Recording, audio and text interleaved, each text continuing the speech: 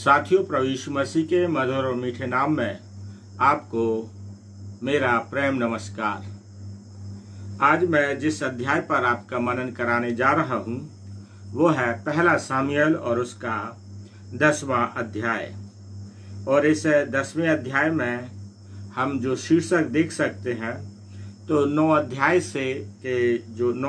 के 26 पद से लिया गया है, जिसमें 26 और 27 पद है, जहाँ पर लिखा है शमूएल द्वारा राजा होने के लिए शाऊल का अभिषेक। अर्थात जो शाऊल है उसका अभिषेक शमूएल नबी करता है। और इस बात को यदि आप देखें तो 10 अध्याय का जो हमारा मनन है आज का, 10 अध्याय के पहले पद में आप इस बात को पाएंगे कि जो शमूएल है उसने शाऊल को अपने साथ लिया और एक कुप्पी में जो वो तेल लिया था वो उस तेल को शाऊल के सिर पर उंडेलता है और उसका क्या करता है, अभिषेक करता है। शाऊल को क्या बनना है, राजा बनना है। और राजा बनने के पहले जो प्रक्रिया है कि वो क्या हो, अभिषेक हो उसका। और शमूएल ने शाऊल का अभिषेक किया। तो एक जो यहाँ पर जो बात हमें समझना है वो बात बड़ी स्पष्ट है। जब आप उत्पत्ति के 17वें अध्याय को पढ़ेंगे तो परमेश्वर ने अब्राहम से प्रतिज्ञा की थी कि तेरे वंश में राज्य के राजा होंगे। और कब प्रतिज्ञा की थी, जब आप उसको पढ़ेंगे तो प्रतिज्ञा तब की थी जब अब्राहम के पास वंश ही नहीं था।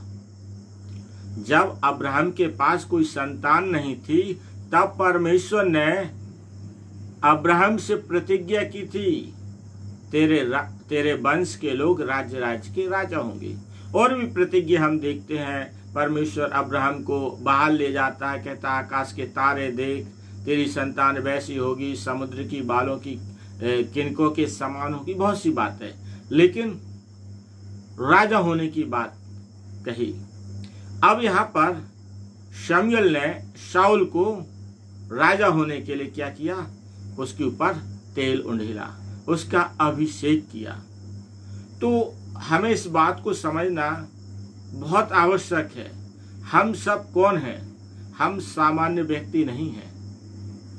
हम ऐसे परमेश्वर की संतान हैं जो परमेश्वर क्या है, सम्राट है। जो परमेश्वर क्या है, राजाओं का राजा है। और हम उस परमेश्वर को एक राजा के रूप में स्वीकार करते हैं।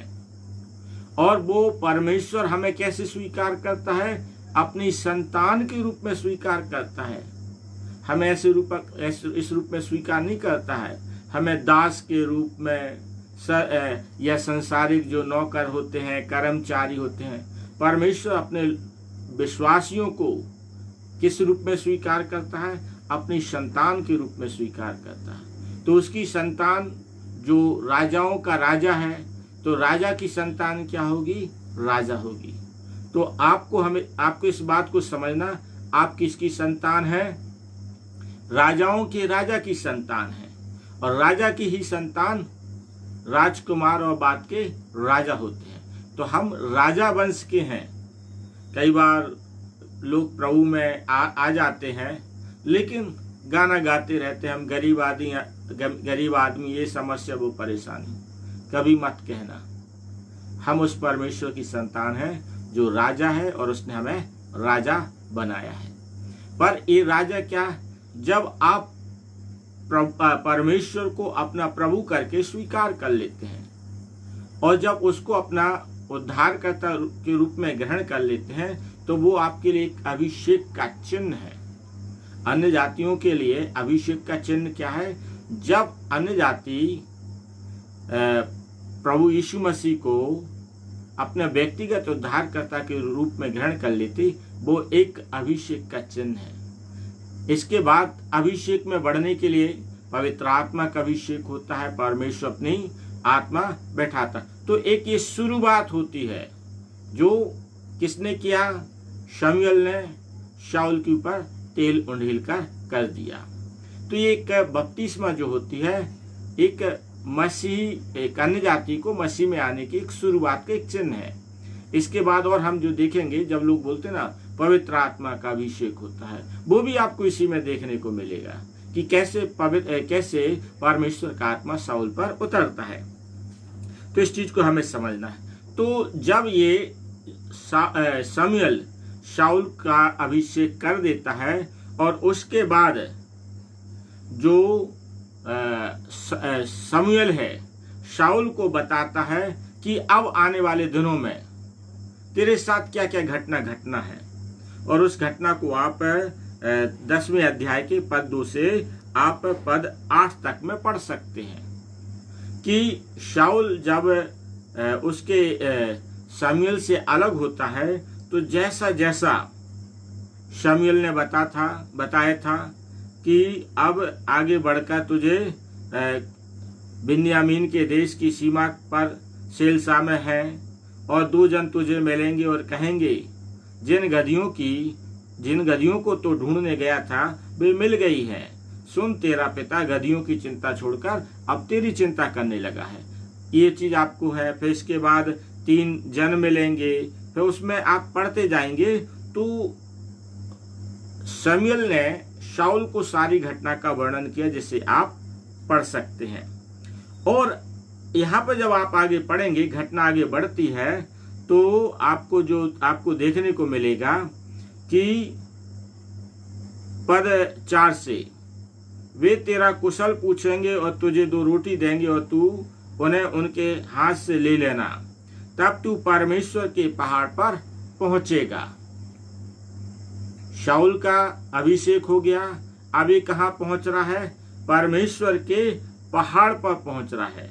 और पहाड़ पर क्या है? उस पहाड़ पर जहाँ पलिश्तियों की क्या है? चौकी है। और जब तू वहां नगर में प्रवेश करे तब नबियों का एक दल ऊंचे स्थान से उतरता हुआ तुझे मिलेगा। उनके आगे सितार, डफ, बांसुरी और बीड़ा होंगे और वे नौबत करते होंगे। अब परमेश्वर के पर्वत पर शाऊल तू पहुंचेगा और तुझे वहां पर कौन मिलेगा? परमेश्वर की आराधना करने वाले लोग मिलेंगे। तो आप सोचिए, जो शब्द वहां पे आप देखेंगे, जो चौकी है किसकी है? पलिश्तियों की चौकी है। और पलिश्तीनी लोग कौन हैं? पलिश्तीनी वे लोग हैं जो इस्राएलियों पर बार बार युक्ति बना के क्या करते हैं? उन पर लड़ने का प्रयास करते हैं, उनसे युद्ध करते हैं। और उनको आप देखेंगे तो पहले के कुछ अध्यायों में पलिश्तीनियों ने इस्राएलियों को मारा भी। यदि आप जब शमूएल के 2-3 अध्याय में आप पढ़ेंगे तो पलिश्तीनियों ने क्या किया? इस्राएल पर युद्ध किया और इस्राएली 4000 मारे जाते, फिर 30,000 मारे जाते। और इस प्रकार से जो इस्राएली हैं पलिश्तीनियों से हारे। और वहां पर आप इस बात को पढ़ेंगे कि और परमेश्वर के वाचा का संदूक भी उठा कर ले गए थे। इसके बाद फिर और आगे घटना आप पढ़ेंगे तो 20 वर्ष के बाद पलिश्तीनी फिर आक्रमण करते हैं इस्राएलियों पर। तो ये जो क्रम है, जो पलिश्तीनी लोग हैं इस्राएलियों के घोर विरोधी हैं, जिसे कह सकते हैं धुरंधर विरोधी, बिल्कुल जानी दुश्मन टाइप के विरोधी हैं। परंतु परमेश्वर के जो आराधना है किनकी चौकियों में? जहां पर इस्राएलियों के विरोधी हैं। तो याद रखिए, हमें इस बात को समझना है कि जो परमेश्वर की आराधना है, परमेश्वर का जो जय जयकार है, परमेश्वर की जो बड़ाई है, विरोधी लोग भी नहीं रोकते और ना ही रोक सकते हैं। हम भारत देश में रहते हैं। भारत देश में कई ऐसी नियम बनते हैं, अरे आप लोगों को सुसमाचार नहीं सुना सकते। कई संसद में कई विधेयक पास करने की कोशिश होती है और कुछ विधेयक पास भी हो गए कि आप बपतिस्मा नहीं दे सकते। और राज्यवाही भी जो विधेयक पास हुए। तो युक्तियां बनती जरूर हैं, लेकिन आप सोचिए, परमेश्वर की महिमा को कोई रोक सकता है? कोई नहीं रोक सकता। अभी कोरोना के संकट काल के समय में एक प्रकार से एक अधिनियम लागू हो गया कि कोई भी धार्मिक स्थल नहीं खुलेंगे। तो आप क्या सोचते हैं? जगह जगह चौकियां बैठी हैं, लेकिन परमेश्वर की आराधना बंद हुई? नहीं हुई। परमेश्वर अपनी आराधना करवा लेता है। वो जानता है उसकी आराधना कैसे होगी। विरोधियों के बावजूद, दुश्मनों के बीच में भी परमेश्वर अपनी महिमा पा लेता है। और यहाँ पर शाऊल जो है वो देखता है और लोग कैसे आराधना कर रहे हैं, डफ, बीड़ा और सारंगी बजाकर आराधना कर रहे हैं और नबूवतें की जा रही हैं। और शाऊल के विषय में लिखा था, शमूएल बोलता तू उनके बीच में हो लेना। और जब वो उनके बीच में हो लेता है तो आप इस बात को देखेंगे कि जो शाऊल है वो भी क्या करता है, नबूवत करने लगता है। लिखा है 6वें पद में, तब यहोवा का आत्मा तुझ पर बल से उतरेगा। अर्थात शमूएल शाऊल से बोल रहा है, जब तू आराधना में लौलीन होगा, जब तू परमेश्वर के लोगों की संगति में लौलीन होगा, तब तुझ पर क्या है, परमेश्वर का आत्मा बल से उतरेगा। और जब बल से उतरने की बात आती है, क्यों? परमेश्वर का बिना आत्मा के आप कोई भी कार्य नहीं कर सकते।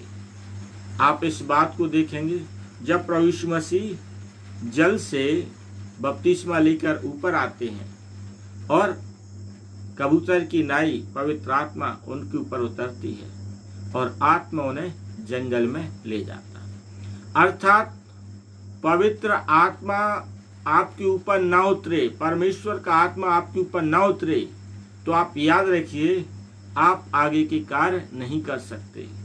और परमेश्वर अपने सेवकों को, अपने विश्वासियों को केवल उस संस्कार की विधि तक नहीं रखता कि तुम्हारा एक जल संस्कार हो गया, नहीं।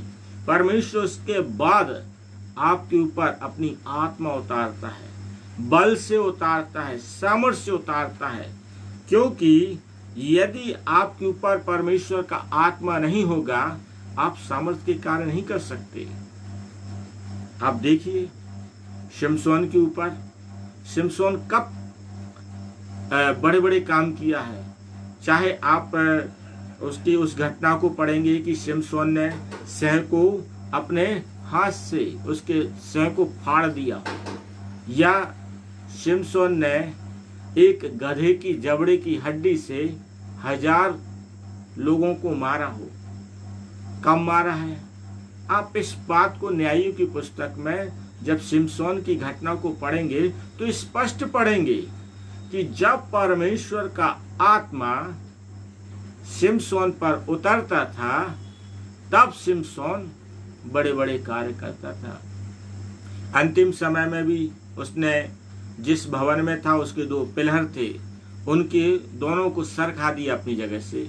कब सरकाया? जब परमेश्वर का आत्मा शिमशोन पर उतरा। तो याद रखिए, अब परमेश्वर शाऊल को क्या बनाने जा रहा है? राजा बनाने जा रहा है। और शिमशोन पर शाऊल पर यदि परमेश्वर का आत्मा नहीं उतरेगा तो आप कल्पना कर सकते कि वो बड़े कार्य कर पाएगा? नहीं कर पाएगा। आप इस बात को सोचिए, परमेश्वर ने आपको राजा तो बना दिया है, उसकी प्रतिज्ञा है राज की संतान बनो, उसके राज की जो उसकी परमेश्वर के लोग हैं राज के राजा होंगे। पर राजा होने के लिए आपको क्या चाहिए? आत्मा का अभिषेक चाहिए।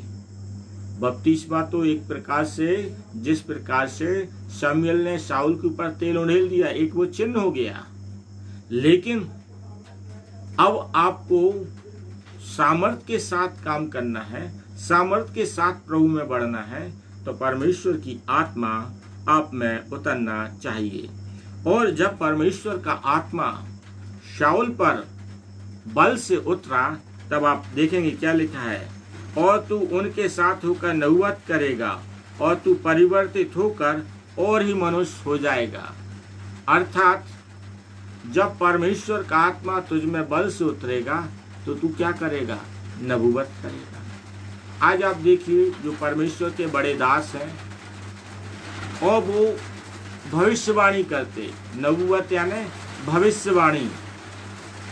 आज जो परमेश्वर के बड़े दास हैं जिनमें परमेश्वर का आत्मा समाया हुआ है, वो भविष्यवाणी करते हैं और भविष्य की बातों को बताते हैं। क्यों बताते हैं? क्योंकि परमेश्वर का आत्मा उनमें बल से उतरा हुआ है। और इसके बाद पर लिखा, तू परिवर्तित होकर और ही मनुष्य हो जाएगा। अर्थात जब तूने प्रभु यीशु मसीह को ग्रहण किया था, अब ग्रहण करने के बाद और परमेश्वर का आत्मा तुझ पर उतरने के बाद तू परिवर्तित और ही मनुष्य हो जाएगा। अर्थात आप जो प्रभु की सेवा में आगे बढ़ रहे लोग हैं, जब परमेश्वर की आत्मा आप पर उतरता है तो आप क्या है, परिवर्तित होकर और ही मनुष्य हो जाते हैं। ये हमें नहीं अकेला दिखाई देता है, आगे चल के आप पाएंगे कि लोग खुद इस बात को बोलते हैं कि ये क्या, जो नबूवत करते हुए जो लोग देखते हैं वो कहते, क्या ये कि इसका बेटा नहीं, कि इसका बाप नहीं, और क्या ये नबूवतों, ये तो नबूवत कर रहा है, ये कब से नबूवत करने लगे। तो लोग क्या देख रहे हैं, इसको आप उस रूप में मत देखिए कि आलोचना कर रहा है। आलोचना तो कर ही रहे हैं, लेकिन शाऊल में जो परिवर्तन हुआ है वो लोगों की नज़र में आने लगा है, वो परिवर्तन लोगों की समझ में आने लगा है। और यही बात जब आप पर परमेश्वर की आत्मा उतरती है, जब परमेश्वर की सामर्थ आप पर उतरती है, बल से उतरती है, आप में जो परिवर्तन होता है, तो लोग आलोचना के रूप में भी आपके परिवर्तन की चर्चा कर सकते हैं और आपके सकारात्मक रीति से प्रोत्साहन के लिए भी चर्चा कर सकते हैं। तो आप उस नकारात्मक वाली बातों को मत सोचिए, लेकिन आप एक बात को स्पष्ट समझिए कि आप में परिवर्तन हो रहा है। और यदि आप में आपके परिवर्तन का चर्चा का विषय नहीं है तो आप वैसे ही हैं जैसे पहले थे। अर्थात आप में परमेश्वर का आत्मा नहीं उतरा है। और आप यदि शो कर रहे हैं लोगों को कि मुझ में परमेश्वर का आत्मा है और लोगों में चर्चा का विषय नहीं है, तो आप याद रखिए, आप लोगों को भी मूर्ख नहीं बना सकते, सब जान जाएंगे।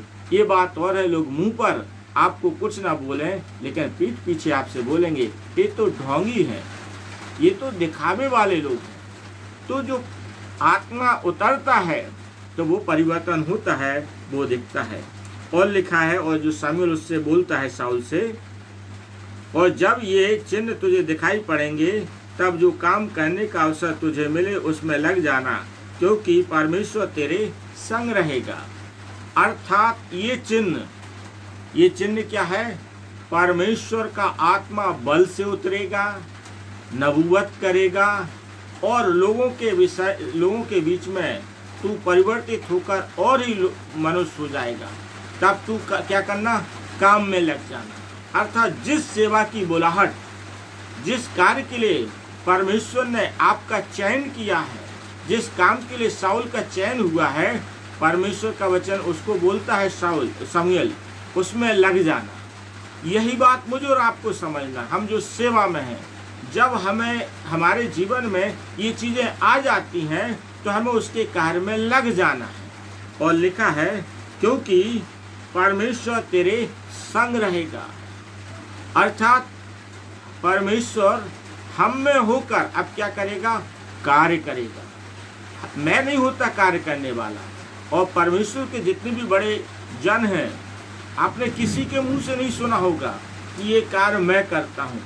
आप परमेश्वर के किसी भी उस जन से जो सामर्थ्य के काम कर रहा है, जो बड़े बड़े आश्चर्य कर्म कर रहा है, आप उनसे पूछिए, वो स्पष्ट बोलते हैं मैं नहीं कर रहा। कौन कर रहा है? प्रभु यीशु मसीह के नाम से हो रहे हैं। प्रभु यीशु मसीह कर रहा है। प्रभु यीशु मसीह चंगाई दे रहा है। प्रभु यीशु मसीह सामर्थ के काम कर रहा है। वो स्पष्ट इस बात को स्पष्ट बोलते। अब बात यह है कि उसी सेवक के कहने से क्यों हो रहा है?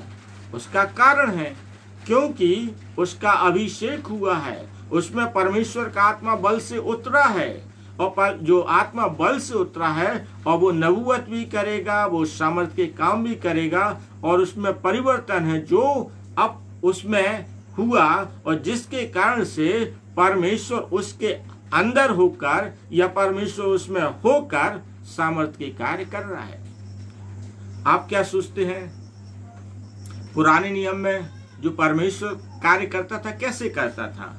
पुराने नियम में जब आप पढ़ेंगे तो आप पूरा व्यवस्था विवरण में पढ़ेंगे, गिनती की पुस्तक में पढ़ेंगे, तो परमेश्वर जो है, जो मिलाप वाला तंबू था, परमेश्वर उस मिलाप वाले तंबू पर बादल के रूप में उतरता था, और लोग अपने टेंटों में से रह के क्या करते थे? उस बादल में, बल्कि कई बार अपने सिर को ढांपे रहते थे, और परमेश्वर उस बादल के मिलाप वाले तंबू में जो बादल के रूप में आकर किससे? मूसा से बात करता था और मूसा को बताता था क्या क्या होना है। इसके बाद आप देखेंगे कि जो परमेश्वर है, परमेश्वर अपने कार्य कैसे करेगा। तो अब परमेश्वर का जो आत्मा है वर्तमान समय में प्रभु यीशु मसीह के जाने के बाद, क्योंकि प्रभु यीशु मसीह बोल गए थे, मैं एक सहायक भेजूंगा जो तुम्हारी क्या करेगा? सहायता करेगा। तो परमेश्वर अपनी आत्मा, जो सहायक की चर्चा प्रभु यीशु मसीह ने की थी, वही सहायक अर्थात पवित्र आत्मा आज परमेश्वर के दासों पर उतरता है, और जब परमेश्वर के दासों में वो आत्मा रहती है, अर्थात परमेश्वर अपने दासों में होकर कार्यों को करता है। ये सिंपल सरल बात है। अब परमेश्वर हर एक से नहीं मिलता रहता है, परमेश्वर ने अपने दासों को चुना है, और जो परिवर्तित है, कई बार हम उनको देखते हैं कि तमाशा ज्यादा करते हैं, ड्रामा ज्यादा करते हैं, उनकी बात नहीं कर रहा हूँ, और ना ही मैं उनकी आलोचना में ज्यादा जाऊंगा। आपको अपने विवेक का इस्तेमाल करना, क्योंकि परमेश्वर ने आपको बुद्धि दी है। आप पहचानिए कि जिस दास के पीछे आप चल रहे हैं वो परिवर्तित है या नहीं। ये हमारी अपनी स्वयं की जवाबदारी है। हमें किसी की आलोचना करने की आवश्यकता नहीं है। हमें सच्चे सेवक की पहचान करना आना चाहिए, और बाइबल पढ़ेंगे तो आप धोखा नहीं खाएंगे। तो अपने सेवकों के साथ कौन? परमेश्वर यहोवा संग रहता है। शाऊल के साथ बताया कि तेरे साथ परमेश्वर यहोवा रहेगा, और तू क्या करे? परमेश्वर के कार्य में लग जाना। और पद 8 में जो शमूएल शाऊल से बोलता है, और तू मुझसे पहले गिलगाल को जाना। जब गिलगाल की चर्चा आती है तो आखिर गिलगाल क्या जगह है, वो चीज आपको समझना पड़ेगा। जो गिलगाल को आपको समझने के लिए यहोशू की पुस्तक उसका 4 अध्याय पद 19 से 24 तक, जिसे आप पढ़ लेना, क्योंकि समय जल्दी जल्दी निकल जाता है।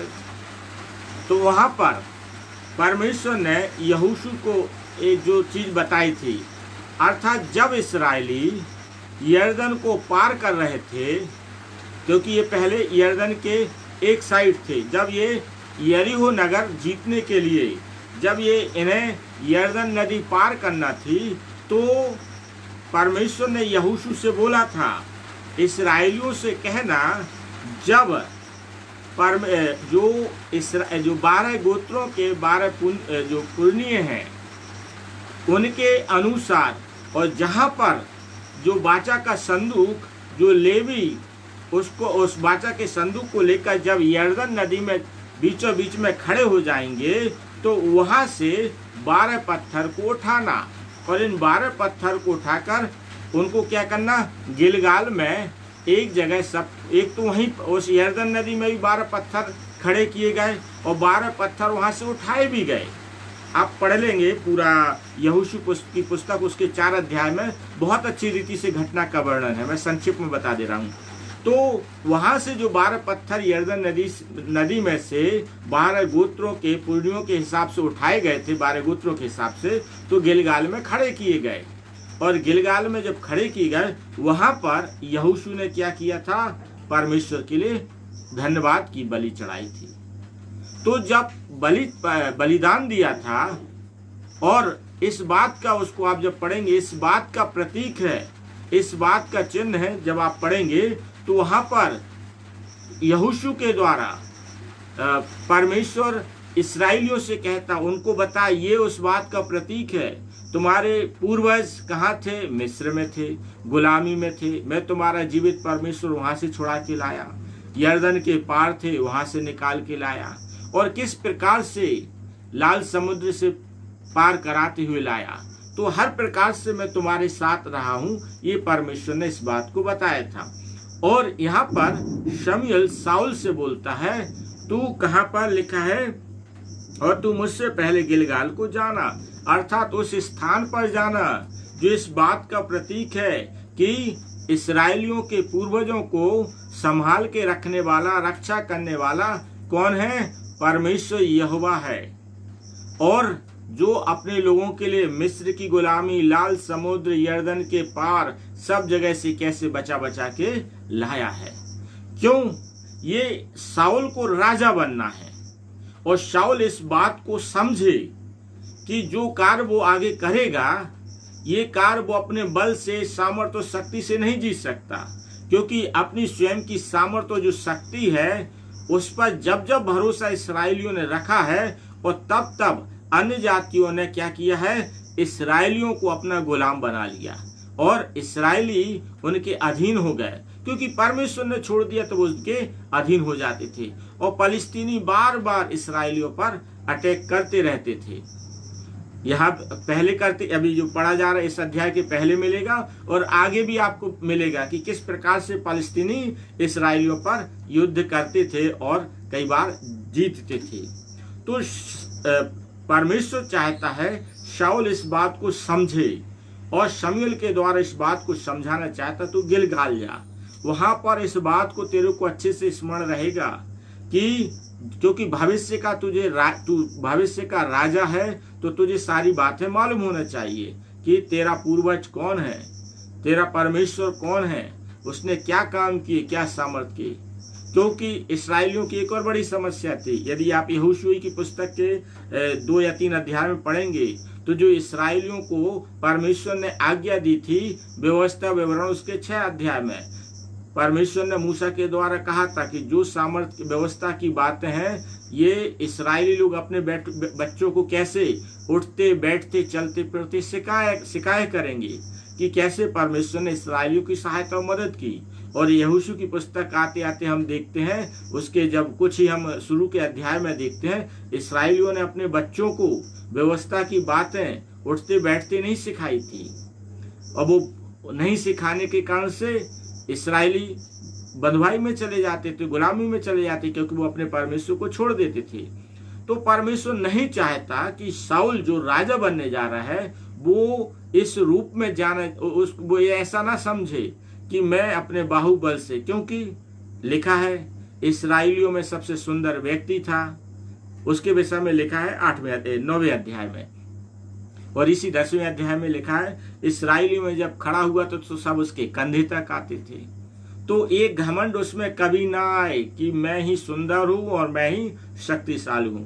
तो ये प्रभु के सेवकों को भी समझना है कि मैं ही बुद्धिमान हूं। कई बार उन सेवकों में घमंड आ जाता है जो इंग्लिश मीडियम वाले होते हैं, और जो गांव के बच्चे होते हैं, जो छोटे छोटे जो 1-1 साल 2-2 साल के डिप्लोमा करके सेवा में लगे रहते, कई बार उन्हें तुच्छ समझने लगते हैं। याद रखिए, जो प्रभु का सेवक है, चाहे वो गांव का हो, चाहे वो शहर का हो, चाहे वो हिंदी जानता हो, चाहे इंग्लिश जानता हो या ना जानता हो, सेवक को सेवक का सम्मान मिलना चाहिए। और सेवक को, हर एक सेवक को याद रखना चाहिए, जो कार्य किए जाते हैं करने वाला मैं नहीं हूं, जो मुझ में परमेश्वर की आत्मा है वो करती है। तो इस बात को परमेश्वर शमूएल के द्वारा शाऊल को सिखाना चाहता था। तो फिर पद हम 9 से, पहला शामूएल 10 अध्याय के पद 9 से लेकर जब हम आगे देखते हैं तो वो सारी घटना जो शमूएल ने शाऊल से कहा था उसके साथ वैसा ही होता है। उसमें परमेश्वर का आत्मा उतरता है, नबूवत करता है, और जब ये सारी चीजें होती हैं तो परमेश्वर उसका जो आप देखेंगे उसका परमेश्वर लिखा है लोग आलोचना करने लगते हैं। ठीक है ना, आलोचना करने लगते हैं। तो आलोचना तो प्रभु के लोगों का होना कोई बड़ी बात नहीं है। लोगों ने तो प्रभु यीशु मसीह की आलोचना की कि क्या ये बड़ई का बेटा नहीं है। ठीक है ना, तो यदि आज आप सेवक हैं और सेवा में लोग आपकी आलोचना करें कि अरे इसके बाप को तो हम जानते हैं, इसका बाप तो मजदूरी करता था, क्योंकि अधिकांशतः सेवकों के बैकग्राउंड इसी प्रकार का है। कुछ ही सेवक हैं जिनका बैकग्राउंड बहुत आर्थिक रीति से मजबूत वाला बैकग्राउंड है, और बड़े दुख की बात है जिनका आर्थिक रीति से और सामाजिक रीति से अच्छा बैकग्राउंड है, वो इस बात का गाना ही गाते रहते हैं कि मेरे पिता रईस थे। ठीक है ना, तो वो उसका बखान करते हैं। ऊंची जाति से रहते हैं तो उनमें ये चिंदी लगी रहती है।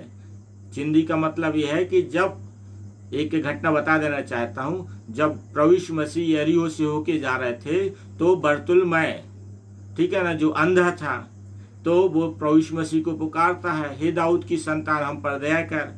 भीड़ उसे दबाती है लेकिन वो फिर से पुकारता है, और जब प्रभु यीशु मसीह उसको बोलते उसको मेरे पास लाओ, उसके पास लाया जाता है, तो जो बरतुलमै है अपने सारे कपड़ों को छोड़कर सीधा प्रभु यीशु मसीह के पास जाता है। तो हम भी जब प्रभु यीशु मसीह पुकारता है तो पुरानी बातों को हमें छोड़ जाना है।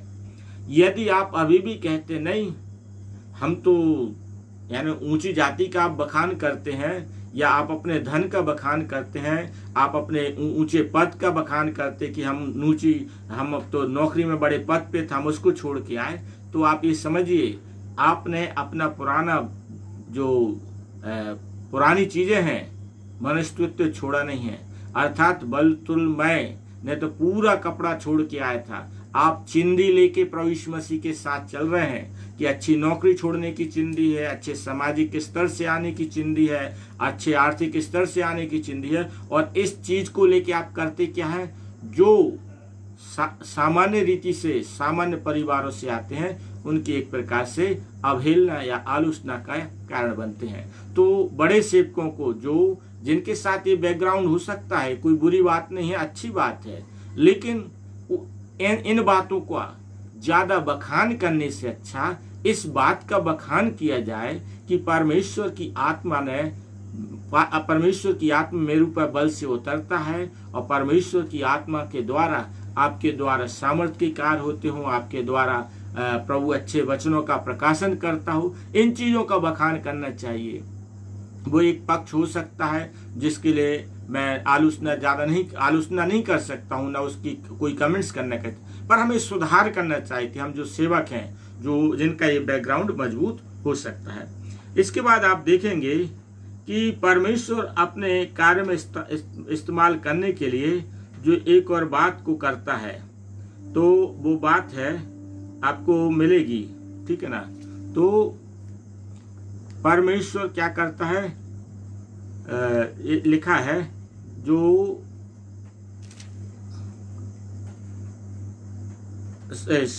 इसके ऊपर जो उतर 9वें पद में कि ज्यों ही उसने शमूएल के पास से जाने को पीठ फेरी, त्यों ही परमेश्वर ने उसके मन को परिवर्तित किया।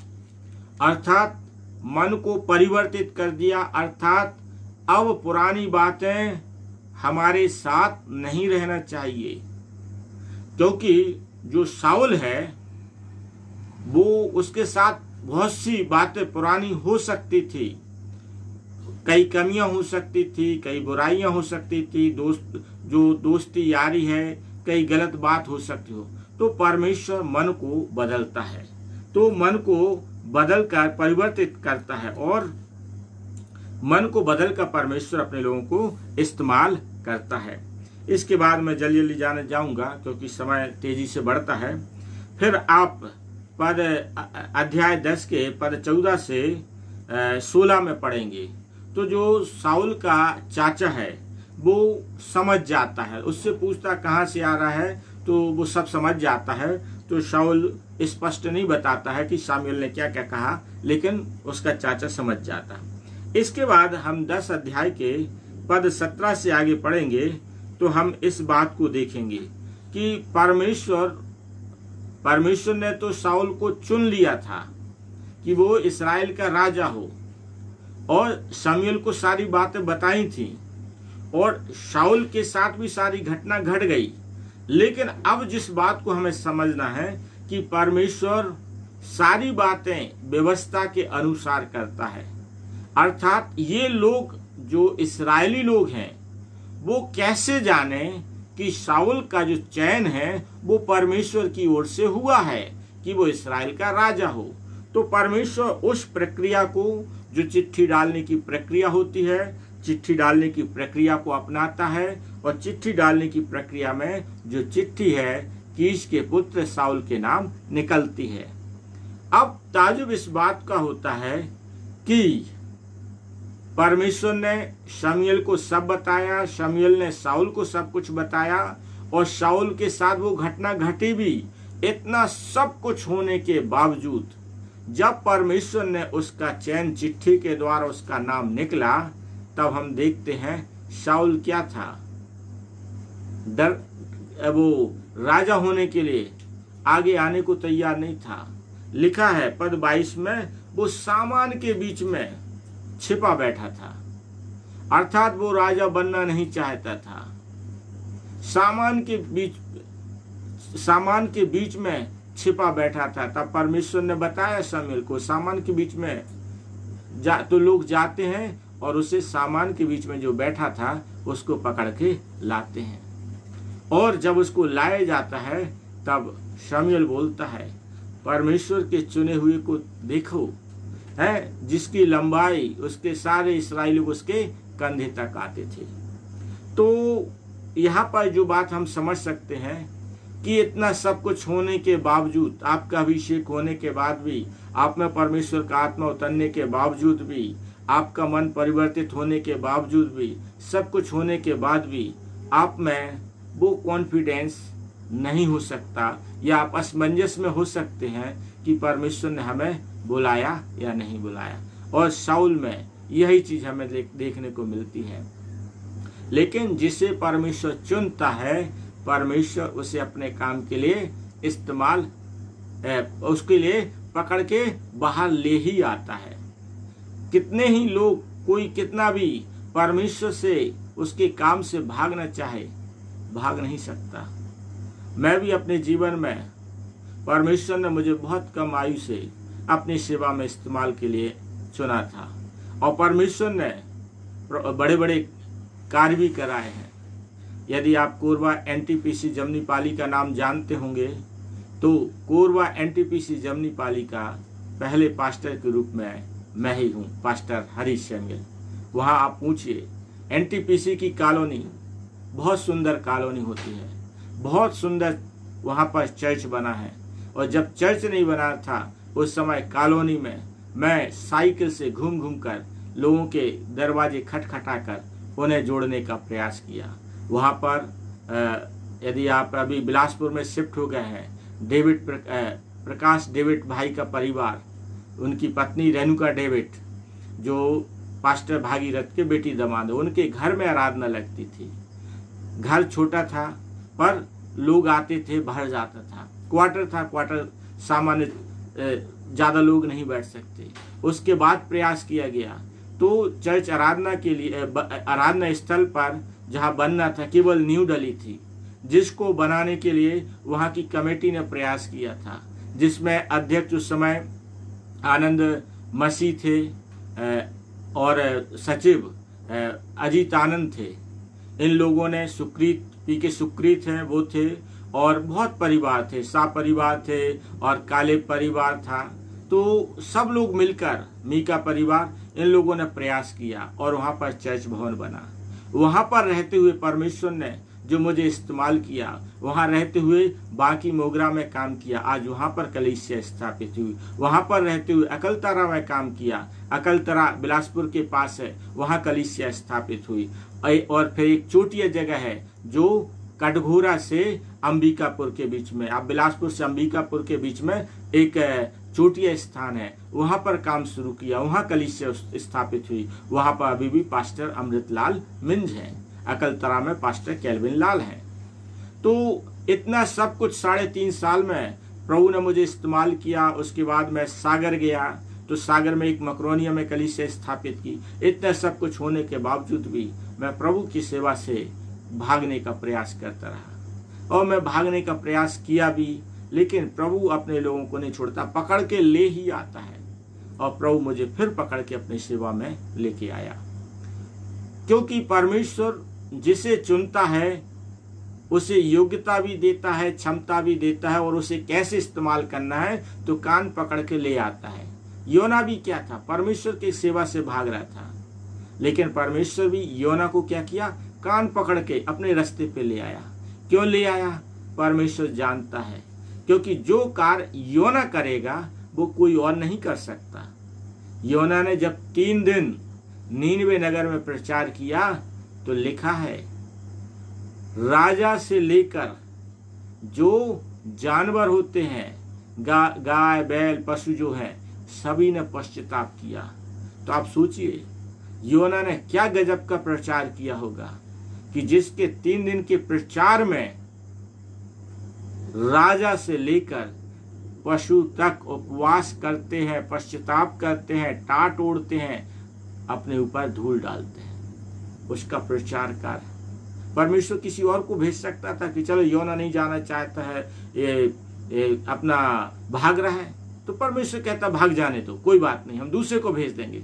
नहीं, परमेश्वर ना दूसरे को ना तीसरे को, परमेश्वर जानता है मैं जिस व्यक्ति को भेज रहा हूं इसमें क्वालिटी है, इसमें वो क्षमता है, मैं इसके लिए इस्तेमाल करूंगा। परमेश्वर कान पकड़ के शाऊल को लेके आता है, क्योंकि शाऊल वो कार्य करेगा जो कार्य परमेश्वर को उससे कराना है।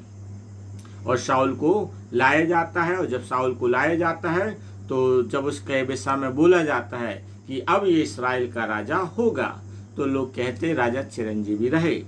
और उसके बाद हम देखते हैं कि पद 25 से 27 में शमूएल है, इस्राएलियों के बीच में राजनीति की बात करता है, और भी बहुत सी बातों को आपको देखने को मिलेगा।